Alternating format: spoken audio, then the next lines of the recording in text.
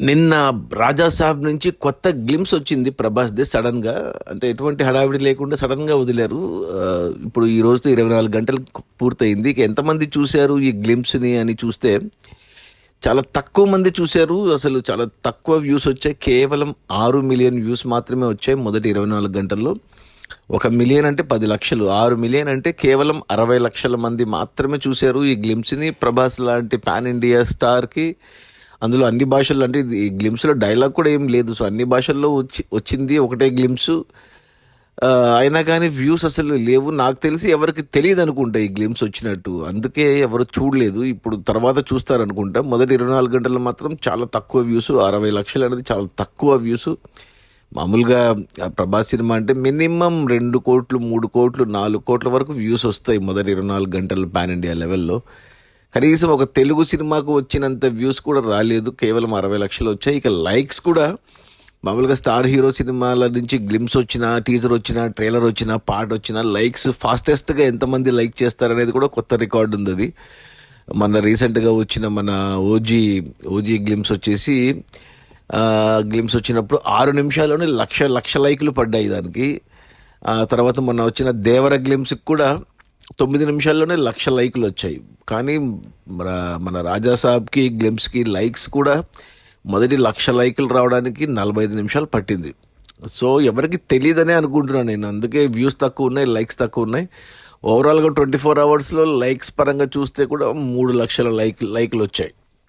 Likes పరంగా okay, కానీ 3 లక్షలు వ్యూస్ పరంగానే మరి దారుణం. 60 లక్షల వ్యూస్, 60 లక్షల మంది మాత్రమే చూడడం అనేది మొదటి 24 గంటల్లో. అంటే ఎవరికి తెలియదనే అనుకుంటున్నా. ఇక నిదానంగా చూస్తారు. గ్లిమ్స్ అయితే చాలా బాగుంది. ప్రభాస్ అంటే ఈ మధ్య ప్రభాస్ అన్ని మాస్ లుక్లో చూసాం కదా మనం. సలార్ కానీ లేకపోతే ఇప్పుడు వచ్చిన కల్కిలు కానీ, దీంట్లో ఫ్రెష్గా క్లీన్ షేప్తో ఏమంటారు మంచి ఫ్రెష్ లుక్ ఉంది. ఇది మారుతి సినిమా. మారుతి డైరెక్టర్ తెలుసు కదా అతనిది. ఇది ఈ సినిమా వచ్చేసి హారర్ రొమాంటిక్ కామెడీ అని పెట్టారు. సో ఇలాంటి జానర్ కూడా ప్రభాస్ కొత్త. హారర్ జానర్ కొత్త. ఇక కామెడీ అంటే ఇంతకుముందు చేసేవాడు పాన్ ఇండియా స్టార్ కాకముందు. పాన్ ఇండియా స్టార్ అయ్యాక కామెడీ తగ్గింది. మొన్న కల్కిలో కొద్దిగా చూసాం కామెడీ. సో రొమాన్స్ కూడా, ఇంకా రొమాంటిక్ ఇవన్నీ బాహుబలి ముందు చేసేవాడు. డార్లింగ్, బుజ్జిగాడు ఇలాంటి సినిమాల్లో. ఇప్పుడు మారుతి స్టైల్ ఆఫ్ డైరెక్షన్లో ఖచ్చితంగా రాజాసాబు బాగా ఉంటుంది. కానీ పాన్ ఇండియా లెవెల్లో మెప్పిస్తుందా లేదా అనేది కొద్దిగా డౌటే నాకు. మారుతి కేవలం తెలుగు వరకు బాగుండొచ్చు. ఇక హిందీ, మిగతా భాషల్లో కొద్దిగా డౌటే. అందులో జానర్ కూడా ఇది మాస్ సినిమా కాదు, ఇది హారర్ రొమాంటిక్ కామెడీ కాబట్టి కల్కిలాగా ఒక 1000 కోట్ల సినిమా అయ్యే ఛాన్సెస్ అయితే కనబడతలేదు, బట్ చెప్పలేము. అది మొత్తానికి మన రాజా ప్రభాస్ సినిమా. అండ్ ఈ గ్లిమ్స్లో ఏమంటారు రిలీజ్ డేట్ కూడా అనౌన్స్ చేశారు. ఏప్రిల్ 10, 2025 నాడు రిలీజు. తమన్ బ్యాక్గ్రౌండ్ మ్యూజిక్ కూడా బాగుంది. తమన్ ఈ సినిమాకి మ్యూజిక్ డైరెక్టరు. ఇక ప్రొడ్యూసర్లు వచ్చేసి మన people media factory, TG Vishwaprasad. వాళ్ళు వరుస పెట్టి సినిమాలు తీస్తూనే ఉన్నారు. ఈ 15 ఆగస్టు వాళ్ళది మిస్టర్ బచ్చన్ కూడా ఉంది. సో ఈ టీజీ విశ్వప్రసాద్ మన ఆదిపురుష్ని ఎక్కువ రేటుకు కొన్నాడు. మన తెలుగు నష్టపోయాడు.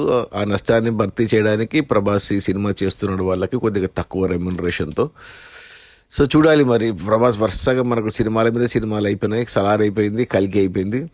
ఇక స్పిరిట్ రాబోతుంది, సలార్ 2 రాబోతుంది, కల్కి 2 రాబోతుంది. ఇక ఈ రాజా సాబు ఏప్రిల్ 10న చూడండి. యూట్యూబ్లో ఉంది. నాకైతే గ్లిమ్స్ బాగా నచ్చింది. ప్రభాస్ మంచి ఫ్రెష్గా ఉన్నాడు.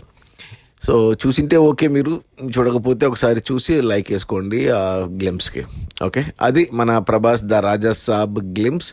రిలీజ్ అయిన మొదటి 24 గంటల్లో 6 మిలియన్ వ్యూస్, అంటే 60 లక్షల మంది చూశారు. 3 లక్షల లైకులు. చాలా తక్కువ. ప్రభాస్ రేంజ్కి చాలా తక్కువ వ్యూస్ ఇవి. Okay, bye.